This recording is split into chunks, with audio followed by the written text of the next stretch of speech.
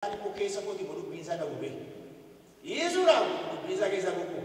Kana sawa ne yoo jira so waaqayyo kana san dhagu. Gola waaqayyo ti nama ina mali yaadu san tokko beetuti. Ana gubadde. Garuu lubbuun koo waaqayyo gaarii dha optional jedhe dha rabbi horii jedhe akka waaqayyo Isaayyaas waan coomu Daani'eel waan coomu harka fuudhamee bigari baadii ol garuu raajota mataanii Ermiyaas keenya gubatti bakka raajin raajummoo booji'amaa jedhee waaqa isiitu murteessaa jedhee namitti kun nama siyaasaati kan fudhanii boolla busanii gochuu gubuu jalqaban. Waaqayyo jedhee booji'amaa jedhee namichi biyya booji'aa biroon immoo kottoon naanichi immoo nuuf jedhe utuu achi dhaqee leendu iyyuu ta'uu danda'a obbolaa masaa tajjeese fuudhee qabee naa kanaaf ituu al tokko jireenyi namaa isa tokko nama bashannansiisa qilleensarraa isa tokko moorakkoo keessa dabarsaa egaa wanti godhan hin jiru Yesuus gooftaadha miti kaa waaqayyoo ulfaatu kennaadhuma nama ilaalinaa jechuun kooti kan tokko mijate haa ta'uuf tokko rakkina keessa deemsisee haa ta'uuf waaqayyoo lama jirutti nu wajjin jira ameen waa keessa nu wajjin jira waaqayyo dhugaasii deemu indiyaa'u isa rakkinarra darbu isa rakkina keessa darbu wayya waan isin amma tu Daani'eel jalqabu akan yang bunuh kau ni. Mesej itu rakyat tidak kan kan bunuh tu kau ni. Anggala dia pada mesej sama di Abraham itu. Anggala dia pada Daniel sama di Abraham itu. Gak macam kisah itu baru. Dunia tu akan Daniel moy. Wah mesej itu rakyat dia mau jadi. Rakko kisah gak balikan. Kristus nama dua kali anggala di sahabat. Galan di sah wah kisah mau jadi. Dua darab itu gua bawa seginya. Dunia nafta. Biyafta. Betul tak kau. Anak itu. Kumali na raga tani na rina jugoti kumali na raga kumali makasa tani ga bachande na waaqayyo ulfani sa dubbi doksu mawu to watu mami takka fem radio na mawu to watu mami mami yo barpadi ma yo barpadi pisa ma to saga ta no go ta raga ni sa ba to mitire ya ya minjera dua makasa dari ta baka na yero arta ni boy kana na dursa kana ta yero arta no para dena dursa kerana. Mereka sama Yonas itu kerana. Raja Yonas nasionalis Islam di orang Filistin kan cukup mati. Nah, kamu wakayo kaya terses lagi gara nana wede baru itu terses ini. Ini jina ko wakayo futur jerata. Amala wakayo mau beka. Aku wakayo kan aku. Bukannya beragam agam umai. Ya orang nana wede maru. Bukan tu kok kaya itu kita. Gak ada salah video dikasih buat bu hinari. Nana wede punya raja. Lalu besari lalu ni bayi saya Yonas. Gak lalu makan bini biru lalu lalu akan jadi lalu nabi tire. Ilaju buat jadi tung kalbi ni diranda. Yo kalbi diraja watano. Wakayo ini farade pandu. Ini kerana kaya macam. Nana wede yang boleh kelagal tire. Kalbi diranda saja nanya ni. Ya boleh kelagal tire. Kama beta ini. Ini tu sih boleh kelagal. Kata ansar tu. Ini. Gawa wakayo kalbi diraja nanti saya tu. Ari sinuma yuwede bukanlah murah. Ana malaki embeka kana pambade ini. Wakayo. Akkat na kalbi diraja istu beka. Angkana pambade. Atu wakani sana. Aje. Wakayo ko dina kenya na Yesu galan ni sahabat. Algo na betu. Ngi diraja sali bali. Nus dina wakayo tu kana trawante ni. Dina kenya wato bayu. Dini kenya setan abor ka fude.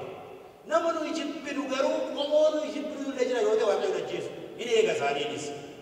Malu kita gedere itu, sahaja jenis jera, siwa jenis jera, jurnya orang ramai. Kalau di sahabat tu, kalau Yonas sih, amma narteri nak kan sini betul. Hamma dua tanah lain wakayo. Anak, mama kau arif tu anda ada kan dua buta saya. Aji malu apa nak buta ini? Singgah syurga wakayo. Ada kedua tanah wakayo ni, merah ni. Yonas ni pun, jaya ko beramu dah jero, wakayo tu curi pokok.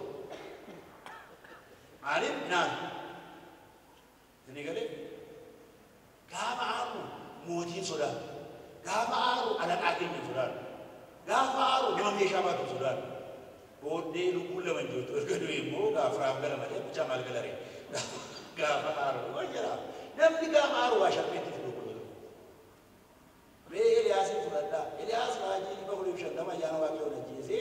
Elzabel kate orang kesan si Quran na. Maka tidak betul ini. utuba kachuba de garbichowa kayo andi ba wuri shan kama fite si mosora tare don dwe baka ka to fa de sida ta ba ta to be baka ti kuya to ko de baka de ke ka ke sa ka ni sauru ka me ya kayo na jesi akasi na biar ba kayo na gargari ni na jesi sila mal baka ammo mai inso ba garasa par badanjuru tapi mana yang gitu kalau lu punggap nanti sih avanza di negara itu juga nah malu dewa tu ribet tu sih nama ribet tu sih itu lawan di melu muka sih nyaki sih akan wajib boleh berafis nikah kamu nyaki awas deh berafis tapi kapan ni gue jadi raga lekat banau negara kita jadi akil saya shobi mudi sebiya bushu shobi lihat sama ratu dia Boris itu makan sahur batu hari ini ni ofu maari la bajira bale wa kayo sulu soda do defal senulat no isulu soda ci do wa kayo bale amma kile jende hura da meti kile saka daga rawa kayo no tale ji inni no to sodan wa kayo no man de gudana wa de saraka ke no na garu nui gara ala lewan arubi yoro aru ko fitar kan wa furan no wa kayo no ilal ketika fatan Jadi kalau kenapa waktu itu bersis nilat, waktu itu gara kisah. Amma be, nampi ada saru kita gara betul kau. Gara dua tu kau, goli ada gara betul kau. Waktu itu kau dia kabeh jiram. Amma be nampi itu kau sensa tu betul. Ada betul furisa, aku orang betul kau tadi ada sih. Waktu itu kita kabeh itu, yoro furisa tu kita. Gama yoro kudam tu macam jar betul. Gara bundurat, makansa bantu. Ayo berbari di negeri yang boleh kamu. Yo berbari boga cerita. Yo sahaja ni bodoh betul, gacha ada uti. Nanti, yo sih tu mau berapa kabeti. Jolle Israel ibsada, utu bicuman. Sahabat di orang ini sahaja bodoh kanata. Namanya kucina wakai yo bare, hari santi kata. Yo kan itu ubah, hari matara ubah. Amusnya, gabar dapat tenar, gasan di dapat tenar. Gari bagi dapat tenar, hari personality kita hari kena miti bodoh tak. Jadi cuma sah, makalah kami sendiri itu. Warga kita itu sahun, mereka jual Israel tahu sah. Nanti orang Israel itu kami hidup dan ada tu. Aku uji jual, uji tak. Mama yang nama tu kerja, saya beli sama sama dengan sahabat itu. Dia tu nanti milion ini kamu kalau tunjuk. Ni ada milu lah. Gati kapal. Wagam sama gati kapal. Gati nama kapal cisa hari. Aci moru be, yero negara terciol be moje tu, yero negara raga pusa betiwa katul papat di bide sirba darbat. Utare kamu, sama-sama tare. Mal tare kamu kita punya wasu dalam pakai. Jadi kalau cacap sih, sama-sama tare. Namanya aru, wangkor be, senagari sih, sataru sih nama teralu lah. Ayo jual itu, wagari babi dapat tu, ada waktu tu ada waktu dalam mafa, wakai tu bisa Kasih bahasa ini musia lama tua, jarak ini ciram tuan, gara yang dulu ada, sedang gara nama ada, amas gara nama ada, jarak ini ciram tu betul, satu kan ada tiga, kalau dalam apa musia yang baru berada, roya ada umur sana, wagai tahu kisah dua makan nasi, roya ada, senigale, musia ini sekarang wagai orang jalan, sabisu wagai orang jalan Kenya, jadi, roya tu korang ko, lalu makan itu pada tiga bebas dengan juri Yesus ada. Biya Kenya, wakayo bati dia. Nun wakayo bati dia. Waktu itu wakayo rajo, musa zarangkar di capato di Sudani. Sama-sama bati dia. Sama-sama kembali wakayo orang itu. Luar pada wakayo kas gede gede kesuara pada kesuara wakayo serius. Maksud nanti itu ugara ramat nama arse. Mana tiba be?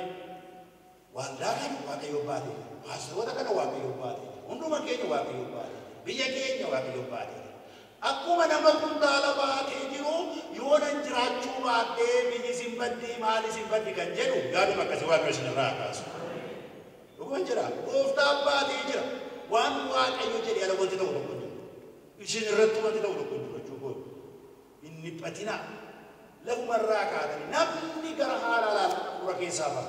Cerita ni mana? Wah ini uranju, gaba hari kesah kalau dua ya pura rampat. Anak itu berutu ko suta jenami. Amin ila. Asgapa ari ke seni jodoh ke seni kedel. Ari ke samadi ke seni kedel. Ari ke sawalda ke seni kedel. Aariin keessa waajjira keessa biyya keessatti jiru. Waan karaa nagaan arganne aariin argachuu dandeenya. Filosoofaroonni warra akka Plaatoo, Aristootel, Sokrates fa'aa kan isaan jedhani aariidhaanitu jijjiiramni dhufa aariin jijjiiraman fidu. Namni saba caasee hamaa namni aariidhaan waan gaarii gochuu danda'u ijoolli waa tokko godhellee deebiitu sun immoo zeerootti geeddarama. Senekaan ka'ee garuu no aariidhaan waan tokko hin godhu wanti nu aariidhaan godhu gadi nu kaffalchiisaa. Namni saba caasee hamaa kan jedhu Islaamaa fi Kiristaanaa kan divine principle waaqarraa namni kan facaasee hamaa godhu waan tokko iyyuu karaa aariitiin wanti nuti godhu Protestaantiin maal Protest jechuudha hiriira nagaa miti hiriira mormiiti. Protestaantiin jalqaba dhufte hiriira mormiitiin dhufte. Amma biratanii yoo ilaaltanii Islaamni Suunii fi Shiyaa jira. Kaatoolikiin tokkuma jira. Ortodoksiinis tokkuma tawaahidoo saggaa maaloo jedhan maleessa. Protestaantiin garuu denominationii kuma fudhama jira. Aliifi paastoroonni kun irra qabu, jaarsoliin irra qabu, namoonni irra qaba tokko boqqalee magaalaa rukutatee deemu. Hin kuttee deemtee waaqayyo murfannaa kuta deemsee. Eema kuta hin kuta maaliif achuma as kufa kan walirraa barree aarriidhaan wal loluu malee nagaadhaan wal dhaggeeffachuu hin barre. Isin galee chukuuti kanaaf bitu qaat biyya lafaa irratti kolfataa deemu ifa ta'u. Waaqayyo nu haa gargaaru. Kanaaf bara kanas akka bara kolfaan taane yeroo waaqayyo Protestaantota iddoon dhumaa gashee jiru eenyuun gararraa aariin funyaan irra dhufee biyyas kan kolfaa waaldaas kan kolfaa kan godhe